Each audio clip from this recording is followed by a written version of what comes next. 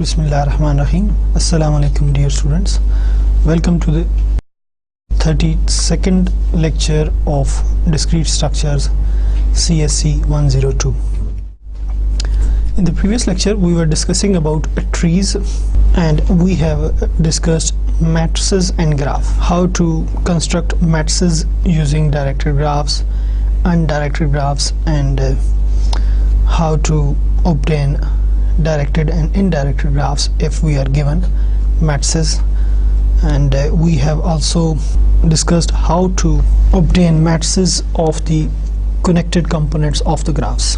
And then we have started trees and some properties of trees, and we were discussing rooted trees. Today we are going to start. We shall discuss again rooted trees and then binary trees, and then we shall discuss spanning trees and shortest paths, minimal spanning trees, and Kruskal's algorithm of finding shortest paths if we are given some graph. And then we shall discuss Prim's algorithm, and at the end we shall discuss how to find a minimal spanning trees if we are given any graph, any connected graph. So what is a rooted tree? If we look at the formal definition of rooted tree, a rooted tree is a tree basically in which there is one vertex that is distinguished from the others and is called the root. The level of a vertex is the number of edges along the unique path between it and the root.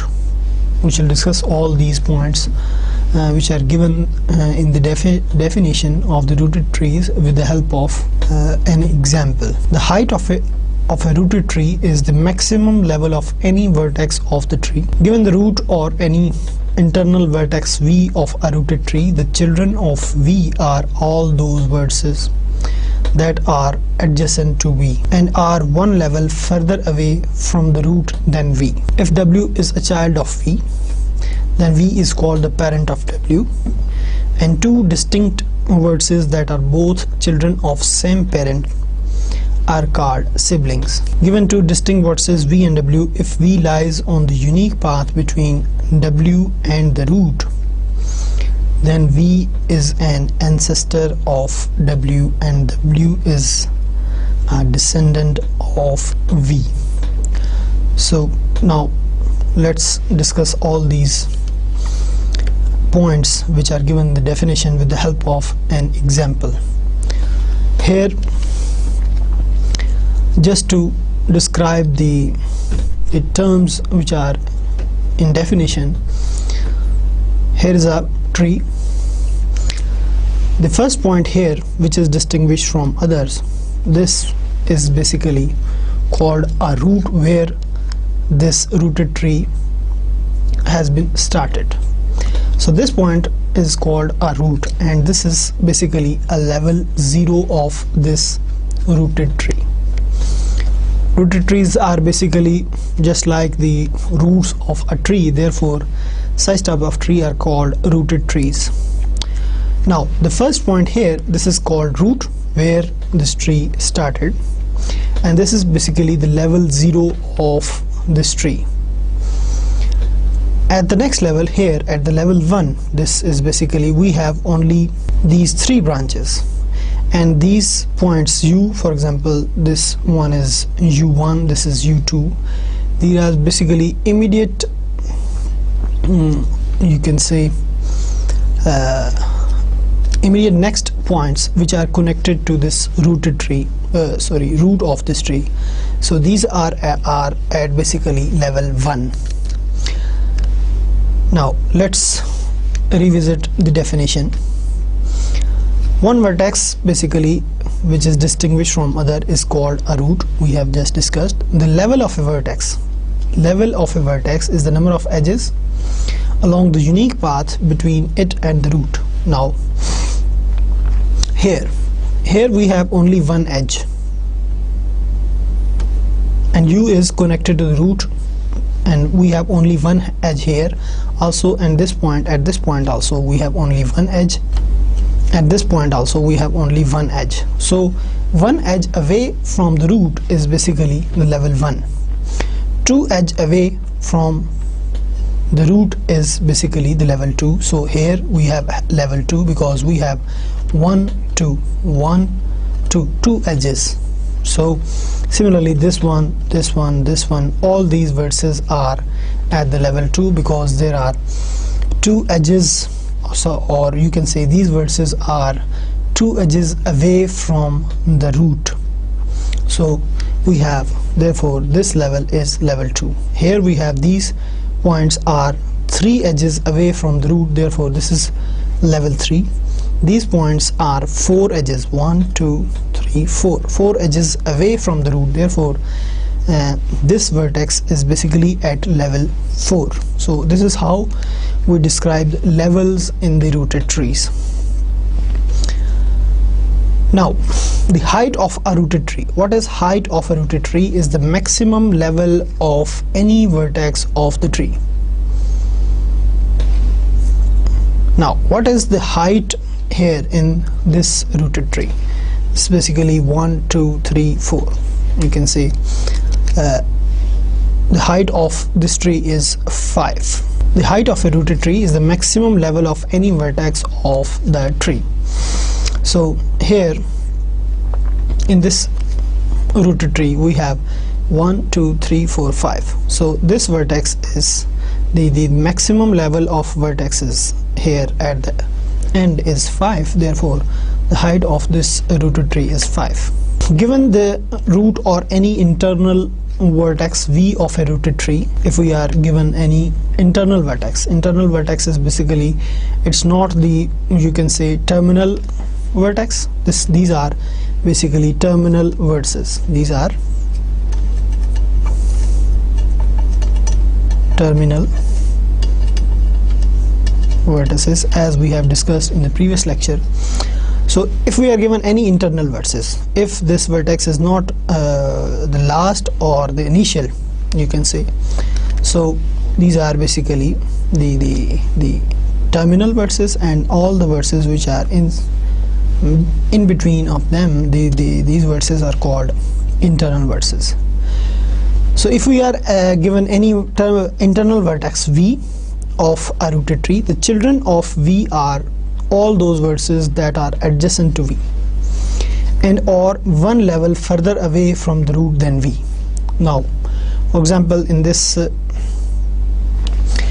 rooted tree, we suppose that this is v. This is an internal vertex of this rooted tree, then one further away from, one level away from the root is basically are these vertices, this, these are all, no, this is further away, one level further away from the root than v. So only these 3 vertices are basically called the children of v, not these vertices, these one, because these are 2 level away from the root from v. So only these 3 vertices are the children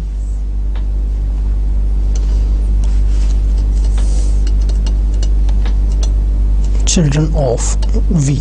So now what is next? Next is basically, if w is a child of v, then v is called parent of w. So that's why. So if we are given this, if this is basically these 3 vertices are children of v, so v is called parent of these vertices, parent of these 3 vertices. V is parent of these 3 vertices. Or you can say that if the children of, if we consider u as an internal vertex, then v and w are children of u, and v and w are children of u, and u is the parent of v and w. So this is how we describe children and parents in a rooted tree.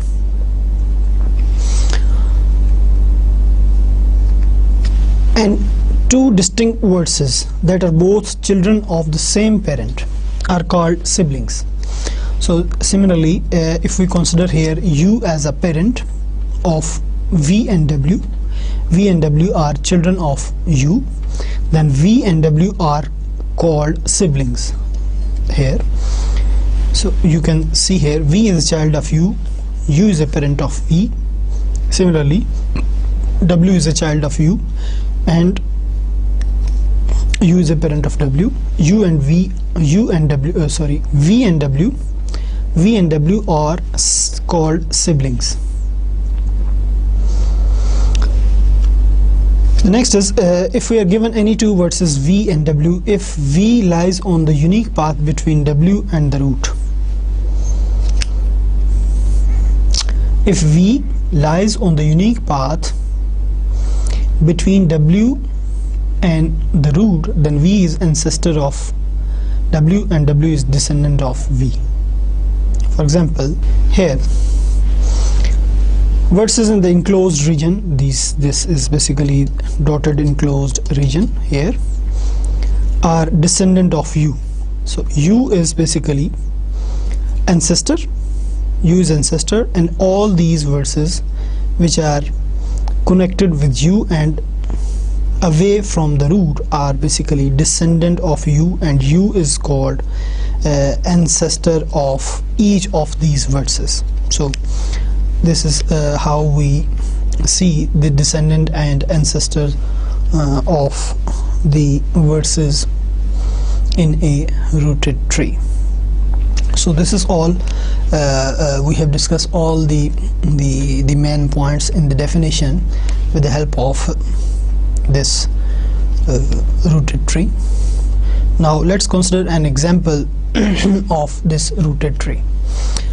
Consider the tree with root v0 or v0 shown below. Here this is basically a tree where this is the root of this rooted tree, and there are some questions which we have to answer.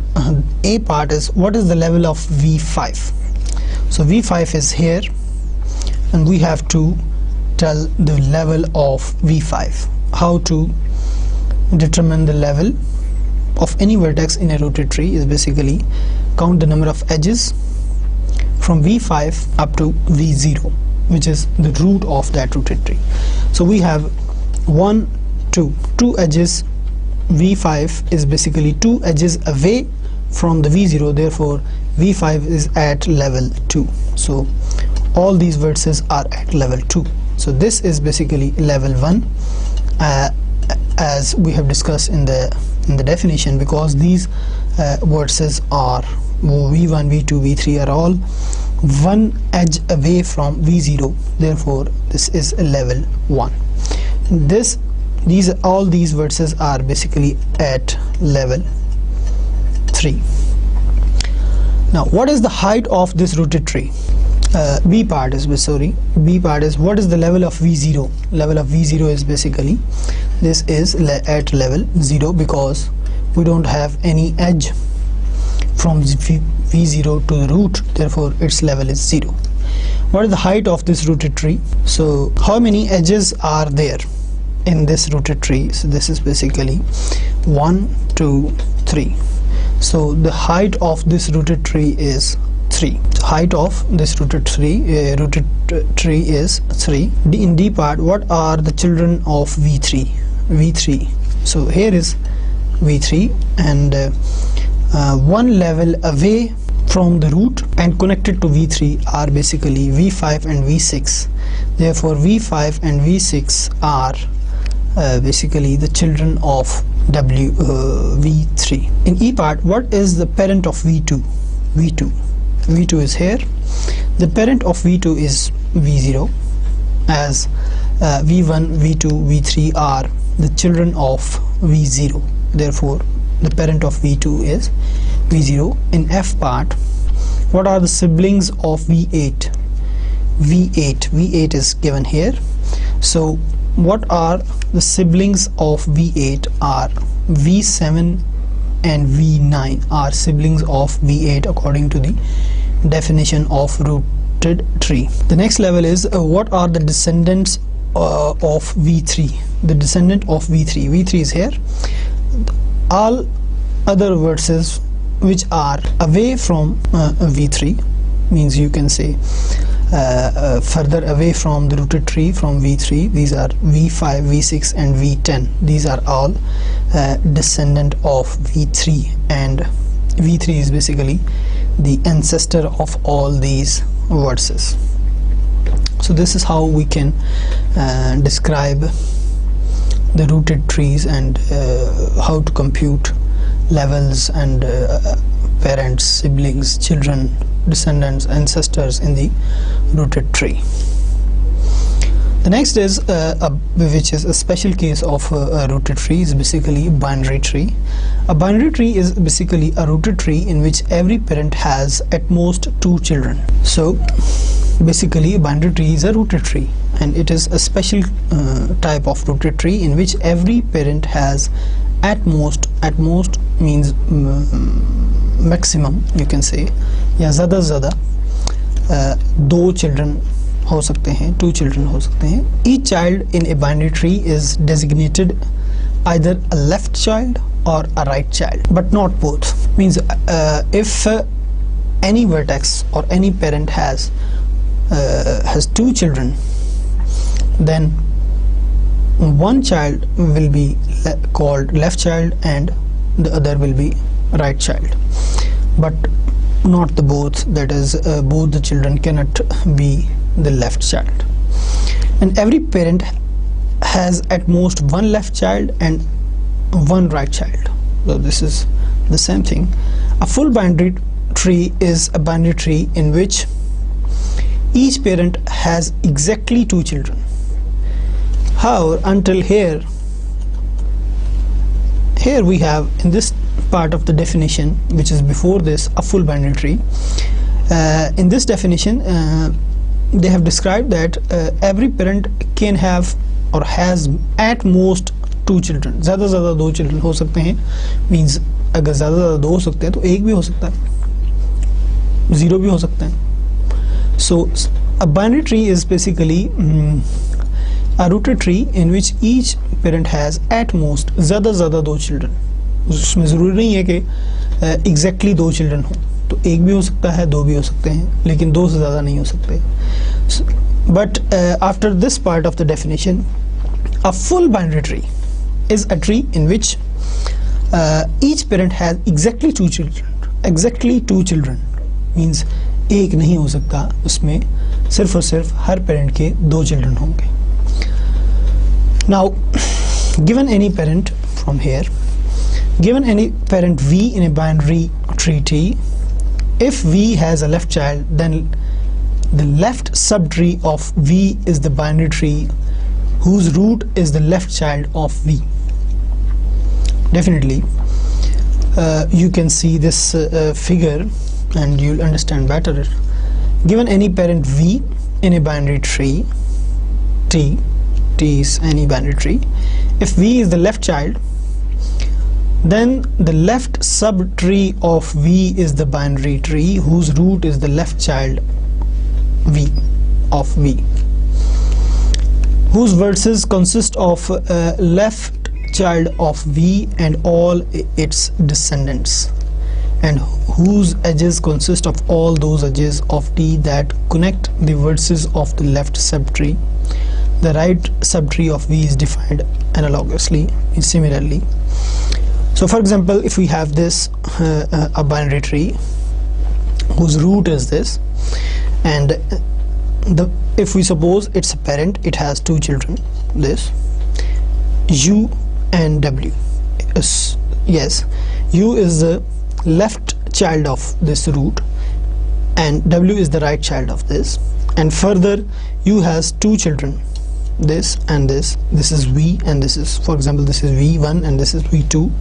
Then v is the left child of u and this vertex, whatever its name is, this is right child of this, and w further have 2 children, one is left, one is right, and further this has one child, and x has 2 children, this has 1 child, and further this has 2 children. So this is basically a binary tree, not a full binary tree.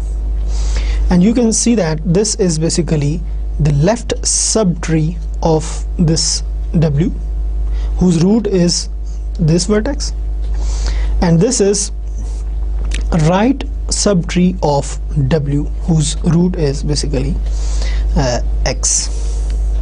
You can say, now you can read this definition and you will understand it better. Now let's consider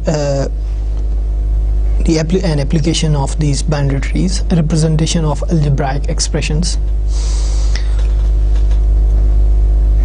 In computer we can introduce these algebraic expressions like this by using these binary trees. For example, if we want to express a divided by b, this is basically a divided by b, a by b.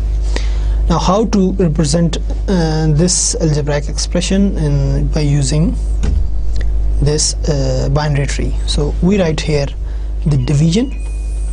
Here this symbol denotes divides, and here we have 2 children of this division a, b, and we read it from left to right, from here to here. For example, a divides b. This is how we read this binary tree. Now another example, if we have a divided by c plus d, this is written as basically a divided by c plus d. So now basically we have this algebraic expression and how to express this with the help of binary tree. In the root we shall define the division, and on the left we shall write a, and on the right first we have to add c and d. So here we write plus, and there are 2 children of this plus, c and d. So how to write this? Basically the priority in these algebraic expressions, first we divide, then we multiply, then we add, then we subtract. Basically priority is on these operations. First we divide, binary operations, and then we multiply, then we add, and then we subtract. This is the order of preference in the algebraic expression of these binary operations. So therefore here we write the division, here we write plus. First we a divides, then c plus d. So this is again, this expression will give us the same algebraic expression. Now we consider some more general algebraic expression and how to express it with the help of binary trees. Here we have bracket, in bracket we have a minus b into c, and then we have bracket plus bracket d divides e. Even if we don't have these brackets, we can write the binary tree with the help of these order of preference. But still in the algebraic expression, as you have already know, that we give the preference to brackets. First of all, the preference is to the bracket, and then division, multiplication, and accordingly we can sort out how to simplify such type of expressions. So here we have bracket, here we have bracket. So this plus is basically joining these 2 brackets, so we write here plus and then 2 brackets.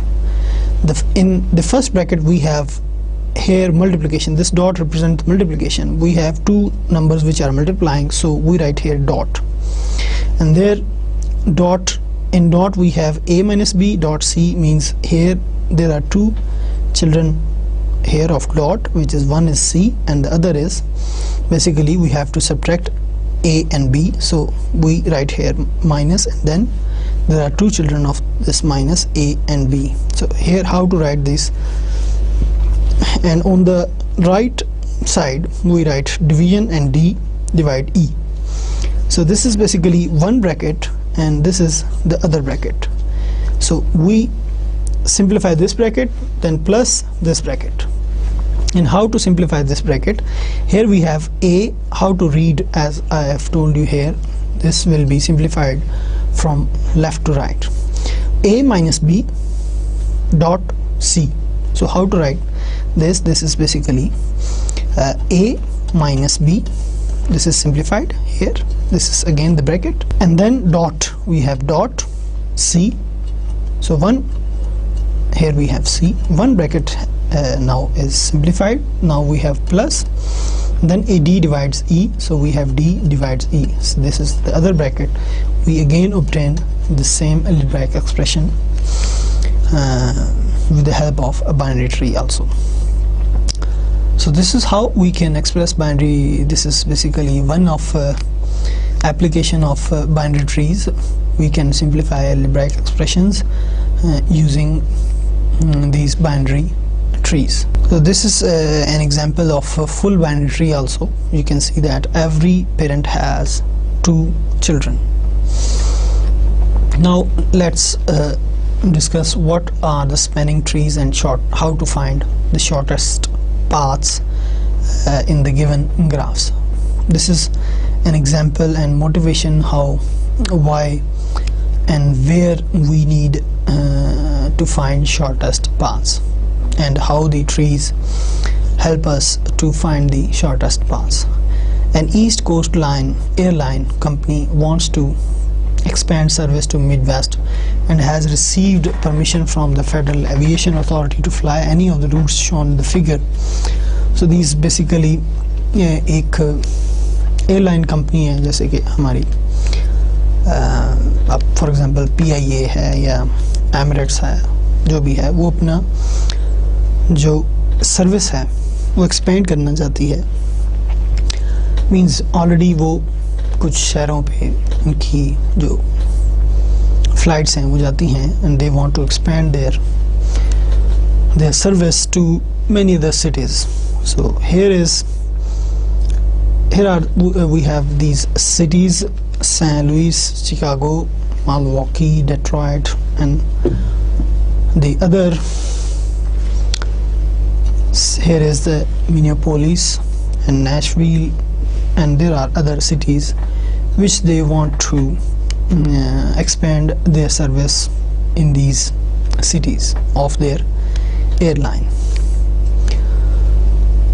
So this is basically the graph of the cities, and we have to find a tree so that all these cities are connected. What we do and how the trees help us to find the shortest paths. So we'll find a tree which is basically a circuit tree which connects all these paths, and they will to these cities. So this is how in such type of problems we need the trees, and then these type of cards are spanning trees. The fact is that the graph of any system of routes that satisfy the company is basically wishes is a tree, because if the graph were to contain a circuit, for example, if this graph contains a circuit, then one of the routes in the circuit could be removed without disconnecting the graph, and that would give a smaller total number of routes. But any tree with 8 vertices have 7 edges. This is basically अगर कोई airline है तो वो basically अगर कोई airline है तो वो यही चाहेगी कि उसकी एयरलाइन के डेफिनेटली डिस्टेंस कम होगा तो टाइम की बचत होगी और पेट्रोल की बचत होगी. डेफिनेटली उससे आपकी जो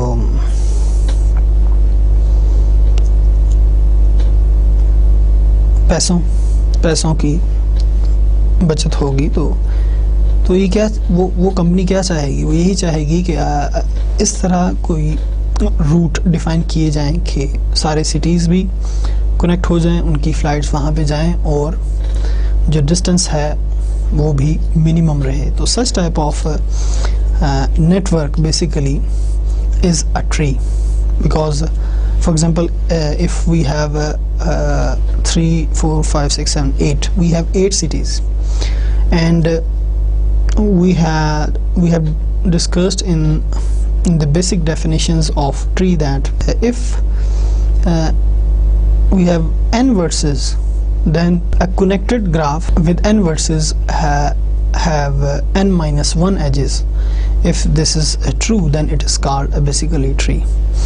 So here if we have 8 cities, then the all roots basically which connects all these then the roots which connects all these cities is basically a tree which has 7 edges or 7 roots.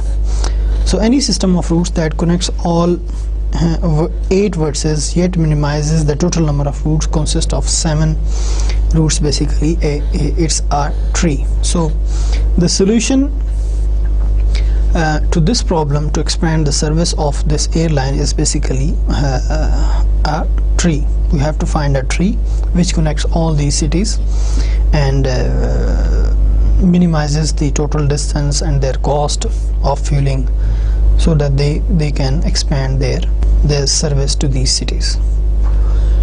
Now, what is the proper definition of a spanning tree? A spanning tree for a graph G is a subgraph of G that contains every vertex of G and is a tree. So spanning tree is basically a tree which is a subgraph of that given graph, and it's a tree that contains every vertex of G. So such type of tree is basically called a spanning tree. So an important result related to these spanning trees is basically which is given here in the theorem. You can see the proof of the theorem in the book of Cesena of Discrete Mathematics. The first part of this theorem is every connected graph has a spanning tree. Means if the graph is connected, then there must be a spanning tree. The second result is any two spanning trees for a graph have the same number of edges.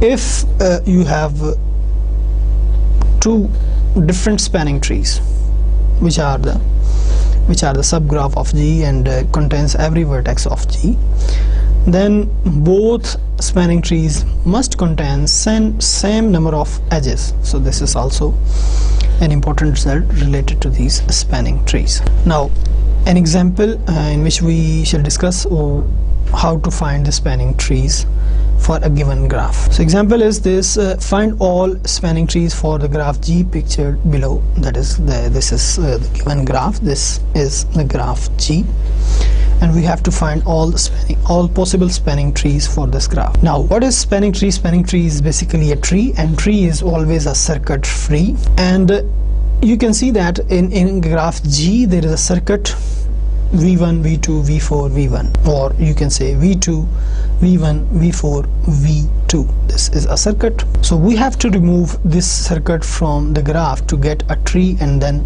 spanning tree. So any one of these three edges, this one, this one, this one, can be removed to remove this circuit from this graph, and we can get a spanning tree. If we remove the edge V2, V4, then we get this tree, and this is a tree which contains all the vertices of the graph, therefore it's a spanning tree. So this is one example of the spanning tree which we can obtain from the given graph G.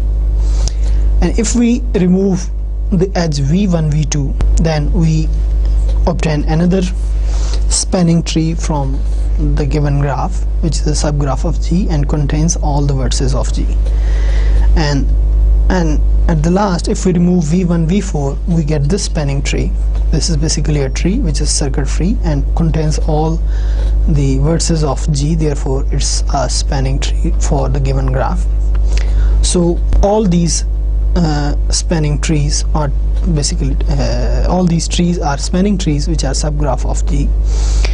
And you can see that in a theorem every connected graph has a spanning tree. So this graph was connected, so it has a spanning tree. We can say that this result is true, and there is a proof of this result also. You can see the proof. And the second result, any two spanning trees for a graph have the same number of edges. Now you can see that all these three spanning trees have 5 edges, 1 2 3 4 5, 1 2 3 4 5, 1 2 3 4 5. So all these spanning trees we obtain from the same graph, therefore they must have same number of edges, and it is true in this example. You can see. Now what is the minimum spanning tree? Now consider the same example as we have discussed at the start of spanning tree, in which we have to basically an airline wants to expand their services to some other new cities, but with a route system that minimizes the total mileage. Now how to minimize the total mileage? If the company's success is to minimize the total mileage, then that will be better for that company. They will save money and fuel, as we have discussed. Now at between each two cities we have mentioned the distance between two cities. For example, from this city Minneapolis to Nashville there are 695 kilometers. The distance is basically in kilometers.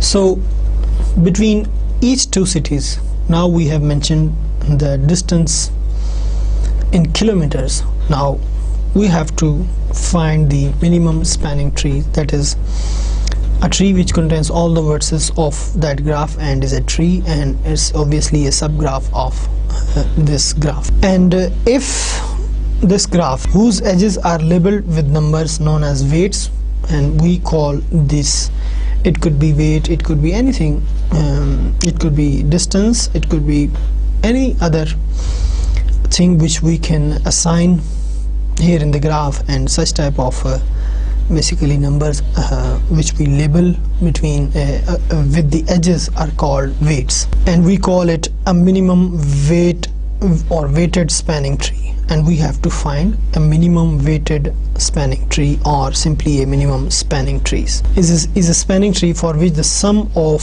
the weights of all the edges is as small as possible. So such type of trees are called minimum spanning trees, in which all the edges are assigned weights, and weights could be anything. It could be kilometer, it could be weight, and some other things. Now what is the proper definition of a weighted graph? A weighted graph is a graph for which each edge has an associated positive real number as a weight. The sum of weights of all the edges is the total weight of the graph. A minimum spanning tree for a connected weighted graph is a spanning tree that has the least possible total weight compared to all other spanning trees for that graph. If G is the weighted graph and E is an edge of E, then W of E denotes the weight of E, and W of G denotes the total weight of that graph. Now how to find the minimum spanning trees? There are two algorithms which we shall discuss here in this lecture, but there are some other algorithms, but here we shall discuss Kruskal algorithm first and then Prim's algorithm. What is basically the Kruskal algorithm to finding minimum spanning trees? In Kruskal algorithm, the edges of a connected weighted graph are examined one by one, and Kruskal basically it's Joseph Kruskal in order of increasing weight. So we shall connect edges one by one in the order of increasing weight. At each state, the edge being examined is added to what will become the minimum spanning tree, provided that this addition doesn't create a circuit. That is, we have to care about that we don't have any circuit in that minimum spanning tree. After n-1 edges, if a graph has n vertices, these edges together with the vertices of the graph form a minimum spanning tree for that graph. That is, if we have n vertices, we have to connect n-1 edges and we will get minimum spanning trees. This algorithm is explained here on this slide. What is the input of this algorithm is basically G, a connected weighted graph with n vertices and where n is a positive integer. And we have to build a subgraph T, which will be our minimum spanning tree of G, which consists of all the vertices of G with edges added in order of increasing weight. At each stage, let m be the number of edges of T. So how to initialize this algorithm? Initialize T to have all the vertices of G and no edges. That is, we draw all the vertices of that graph with no edges. We don't draw any edge between any two vertices. In the second step, let E be the set of all edges of G and let m is 0. That is, there is no edge in the graph. Now, while m is less than n minus 1, find an edge E in E of least weight. So first of all, we shall find edge of least weight in that graph. Now delete E from E, delete small e from E. 3C is, if addition of E to the edge set of T doesn't produce a circuit, then add E to the edge set of T and set m is equal to m plus 1, and while we'll get the T. Now let's apply this algorithm on the same graph which is given here, which is basically the same graph which we have used in which airline company wants to expand their service to some other new cities. Now, first iteration. What is the first iteration? Find the minimal find the edge which has minimum weight. So by looking at the graph, you find the edge which has minimum weight. This 83, 74. This 74 is the edge basically which has minimum weight. So first of all, what you do, you basically draw these points, all these points only,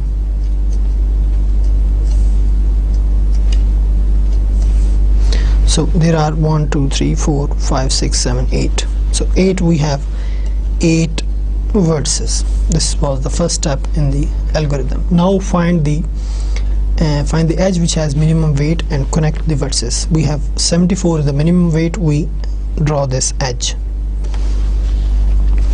So what we have done in the first iteration.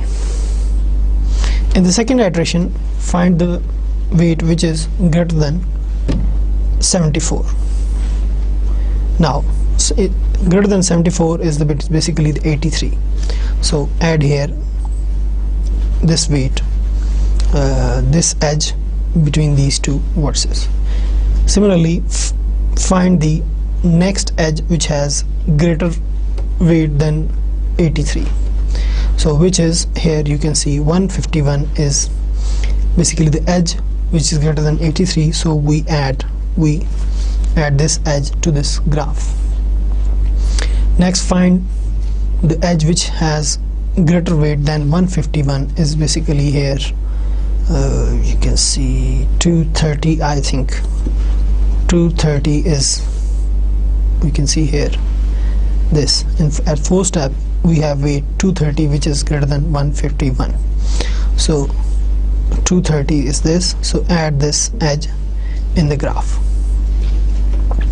Similarly, next weight which is greater than 230 is 242, I think. So add this edge to this graph, and the edge which is greater than 242 is 262, I think.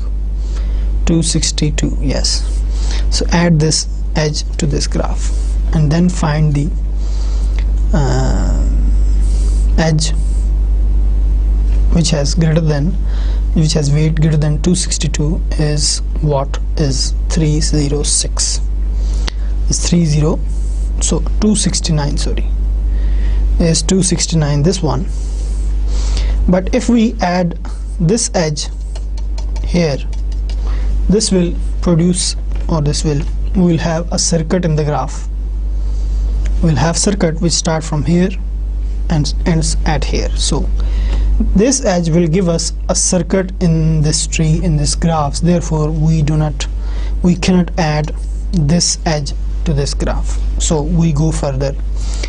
The weight which is greater than 269 is 306. If we add up 306 here, this will give us again a circuit in this graph. So we cannot add this edge to this graph, and the weight which is greater than 306 is 348. If we add 348 here, it will give us again a circuit. So we cannot add this weight also, and we go further. A weight which is greater than 348 is 355, I think. So this is 355, and this will not give us a circuit. Therefore we add this edge. Now we have 1, 2, 3, 4, 5, 6, 7. We had 8 vertices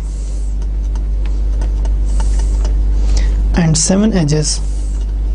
So we get a tree, and this tree contains every vertex of this graph. Therefore this is basically a minimum spanning tree, and this is basically the Kruskal's algorithm, and Kruskal's algorithm give us this minimal spanning tree, which is the solution for that airline company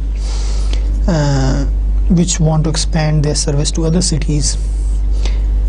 And this is, if we sum up all the weights, the total weight is basically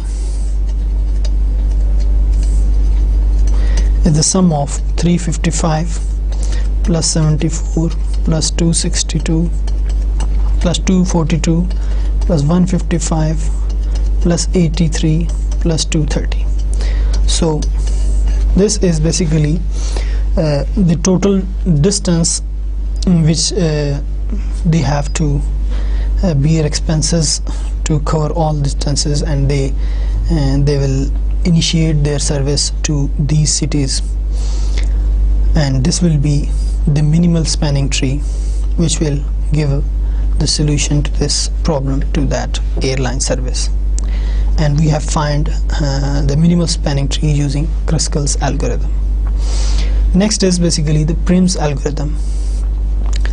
The Prim's algorithm to find minimal spanning tree works differently from Kruskal's algorithm. It builds a minimum spanning tree T, and the person was basically Alcatel Lucent Technologies, in which the person is basically the Robert Prim, who born in 1921, who gave this algorithm. And this algorithm builds a minimum spanning tree basically by expanding outward in connected links from some vertex. In Kruskal algorithm, we just find the minimum weight among all the weights in the graph, and we start by adding that edge to the graph, to the vertices, or you can say to the graph, and we increase the weights accordingly that to obtain the minimal spanning tree. But in Prim's algorithm, we have to decide some starting point and then add up the vertices relative to that vertex. So in this algorithm, the minimal spanning tree, expand outward in connected links from some vertex. One edge and one vertex are added at each stage. The edge added is one of the least weight that connects the vertices already in T with those not in T, and the vertex is the end point of this edge that is not already in T. So what is this algorithm? This is explained here in this slide. Basically the input is any graph G which is connected and has n vertices where n is positive integer, the same input as in Kruskal's algorithm. Algorithm body, basically this algorithm builds a subgraph T of G by starting with any vertex V of G and attaching edges with their endpoints one by one to an as yet unconnected vertex of G, each time choosing an edge of least weight that is adjacent to a vertex of T. So first step is basically in this algorithm is pick a vertex V of G and let T be the graph with one vertex V and no edges. But that is, we remove all the edges from that graph. We just mark the vertices as we have done in the Kruskal's algorithm, and we select one vertex where we have to start this Prim's algorithm. The next step is let V be the set of all vertices of G except V. From I1 to n-1 find an edge E of G such that E connects T to one of the vertices in V. 2 is E has the least weight of all edges containing T to a vertex in V. Let W be the endpoint of E, that is in E. The 3b is add E and W to the edge and vertex sets of T and delete W from V. Next I. Output is the minimal spanning tree. So let's discuss this algorithm with the help of the same graph which we have discussed for the Kruskal's algorithm. In this graph we have to find again the minimum spanning tree with using Prim's algorithm, and in this algorithm you either in the example or in the question the starting point is given, or you can select the starting point yourself if the starting point is not given. The starting point is given here, Minneapolis, so we have to start finding the minimum spanning tree with this city Minneapolis. Here we have the starting point. Again we draw all the vertices here, or you can say the starting vertex only, and then we see all the edges which are connected to this point and who has minimum weight. So there are two edges which are connected to this vertex, and one has weight 355, the other has 695. So we pick up this edge and we connect this vertex to this vertex having 355 edge. Now we see both the vertices. For example, here this is basically at iteration 0 is the starting point. The first iteration is we connect Minneapolis with Chicago, which has weight 355. Now we see both these vertices, and we see that whether there is an edge who has minimum weight. With this vertex we have only one edge which has 695 weight, and with this vertex we have this one, we have this one, and this one. Now which one has minimum weight? 74 is the minimum weight, so therefore we connect this 74 with the vertex here.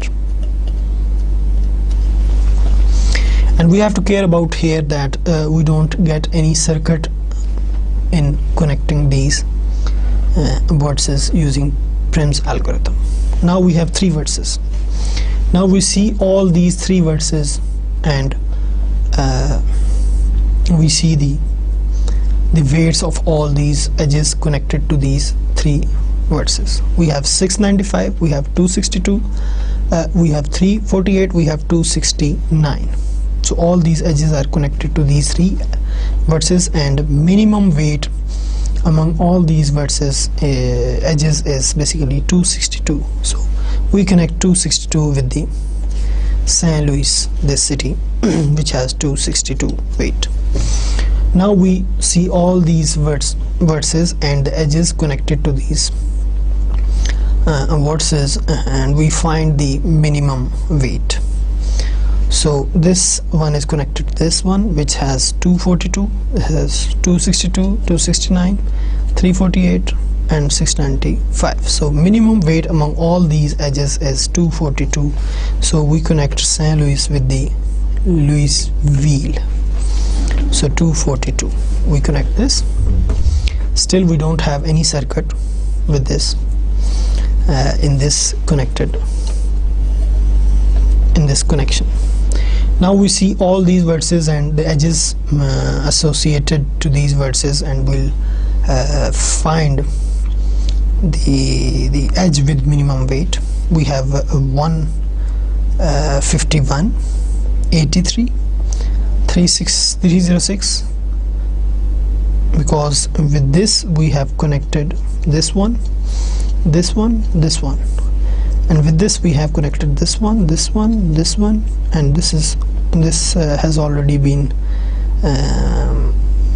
selected. This is already selected. Also we have this one, this one, this one, this one, this one, this one. So the minimum weight among all these edges is 83. So we connect this Louis wheel with now we see all these vertices and edges which are connected to these vertices, and we try to find the minimum weight. So this is basically, you can say, 151. So we connect this with Nash wheel because the weight is 151. Here we have 83, and we connect it with Detroit, which has weight 230. So with the help of Prim's algorithm, this is how we can obtain the minimum spanning tree. The result is basically here. First we add 355, then we add the edge which has weight 74, then 262, then 242, then 83, then 151 and 230. So the solution is basically with the Prim's algorithm is this one, and this is basically the minimum spanning tree, which is same as obtained in Kruskal's algorithm, which has the same weight. So this is how we can find the minimum spanning tree by using these two algorithms. Now let's consider another example in which we have to find the minimum spanning tree. Find all minimum spanning tree for the following graph using Kruskal's algorithm and Prim's algorithm, starting at vertex A. Indicate the order in which edges are added to form each tree. This is another example, just a different example, how to apply these algorithms in finding the minimum spanning trees. So when Kruskal algorithm is applied, edges are added in one of the following two orders, because in this graph you can see that we have edges having same weights, so there are multiple possibilities of adding edges. So the starting point is A, therefore not for Kruskal's algorithm, a starting point A is given for the Prim's algorithm. Prim's algorithm starting at vertex A. So for Kruskal algorithm we shall find an edge which has minimum weight, which is this one. So we add BF, and then minimum is 2, so we add AC, and then minimum is 3, we add either this or this, so we can add AB or BC. Here we have two possibilities, the rest is same. So if we add AB, then we'll add this one, and then further we have 4, so we added CD, and then we have 5, so we added DE. So this is, we obtain the minimum spanning tree. And the other possibility, you can see that we can add either this one or this one, then this will change the minimum spanning tree. This is how we can apply the Kruskal's algorithm. Now and we obtain this graph by using Kruskal's algorithm. This is basically the minimum spanning tree, or if we remove this one, we shall obtain. Now by using Prim's algorithm, the starting point is A, therefore we add this one because it has less weight than AB, which is 3. So we add AC, and then what is the minimum weight of both these 3? So we can add either this one or this one. So we add AB here, and in the second option we add BC. The rest is same. Now we see all these 3 vertices and the edges connecting these edges and having less weight is basically CD, which is 4 CD, because this is 6 and 4 is less than 6. And then we have 1 is the less weight, and then we have 5 because 6 is greater than 5. Therefore we obtain this spanning tree with the help of Prim's algorithm. You can see here that this spanning tree is different from this one. So if we add up, we select this one, this will be, both spanning trees will be same and both have same number of edges. So this is how we can find the paths and with the help of minimum spanning trees. So for trees it's enough. We have discussed all the necessary and important topics in trees. For today it's enough, and let's sum up what we have discussed today. Today we have discussed rooted trees, binary trees, and then spanning trees and shortest paths, minimal spanning trees, and we have discussed Kruskal's algorithm, Prim's algorithm, and how to find minimum spanning trees. So today our discrete mathematics course has been finished, and we have discussed and mainly these topics. The syllabus which we have covered in this course is basically, we have started with logic, predicate logic, and logic of quantified statements. We have discussed all these topics, and we have discussed some applications of logics in digital circuit designs. We have we have discussed parallel adder, what is parallel adder, and how to add the binary numbers with the help of circuits, and which are how to add binary numbers with the help of circuits. And we have also discussed some basic circuits of digital logic design, and then we have discussed elementary number theories, and then how to prove a given statement. And in this we have discussed different types of methods of proofs. We have discussed also the set theory, the basic properties of sets, and then we have discussed in this course the relations, equivalence relations, and how they help us in computer science. We have also discussed sequences and summations, and another method of proof which is very famous which is basically the mathematical inductions. We have also discussed counting, what are permutations, combinations, and how to calculate, how to simplify such type of mathematics in this course. We have discussed also the functions. What is function is basically a special type of relation which satisfy certain properties, and at the end we have discussed graphs and how graphs help us in computer science, and further at the end we have discussed trees, how they help us in finding shortest paths in real life problems, such like just like as we have discussed one example of expanding their service. An airline want to expand their service.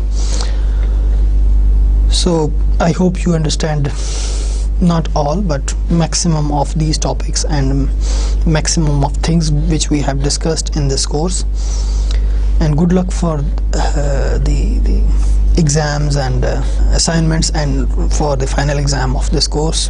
Prepare well and try to get maximum grade in this course, because it's in my opinion it's an interesting course. You'll enjoy doing the exercises of this course.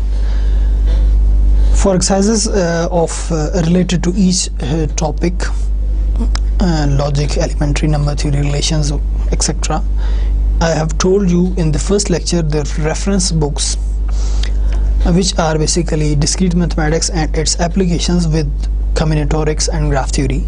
It's you can take its either 5th, 6th or 7th edition. It's written by Kenneth H. Rosen. The second option for the exercises or related to the topics which we have covered in this course is basically discrete mathematics with applications. You can take its 2nd edition or 3rd edition, which is written by Susanna S. Epp, or you can take discrete mathematics for computer scientists 2nd, 3rd edition, which is written by John Truss.